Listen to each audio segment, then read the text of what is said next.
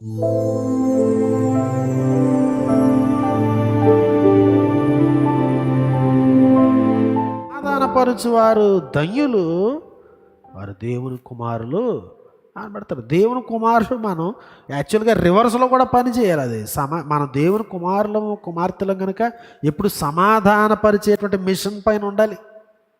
మన పనుల్లో, మన విధానాల్లో మనకు తెలిసిన వారికి ఈ సమాధానము అనేది పరిచర్య మనం చేసినప్పుడు పట్టణమునకు కీర్తి కలుగును అనేది.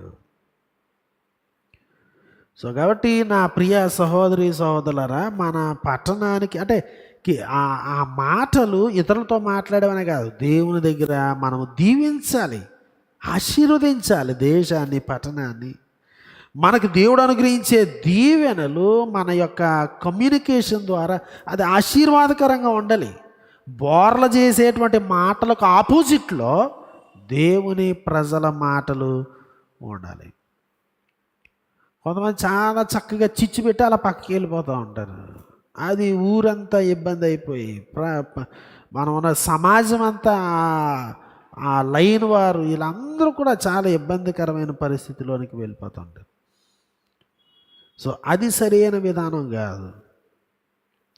దేవుని ప్రజలుగా ఈ దీవించేటువంటి బాధ్యత, దీవెనను ఎస్టాబ్లిష్ చేసేటువంటి బాధ్యత, దీవెనకరమైనటువంటి మాటలను పలికేటువంటి బాధ్యత మన పైన ఉన్నది అనేటువంటి విషయాన్ని మనము గమనించాలి.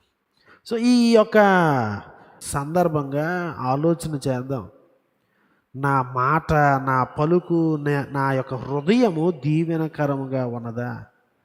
నేను పశ్చాత్తాపాన్ని కలిగి నా పాపముల కొరకు ప్రభువును వేడుకున్నప్పుడు నా దేశము ఆశీర్వదించబడుతుందా? నా ప్రాంతము ఆశీర్వదించబడుతుందా?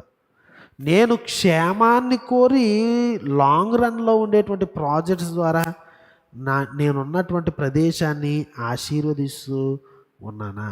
నా వీధిలో ఉన్న వారికి నేను ఆశీర్వాదకరంగా ఉన్నానా? నా ఎస్టాబ్లిష్మెంట్ ద్వారా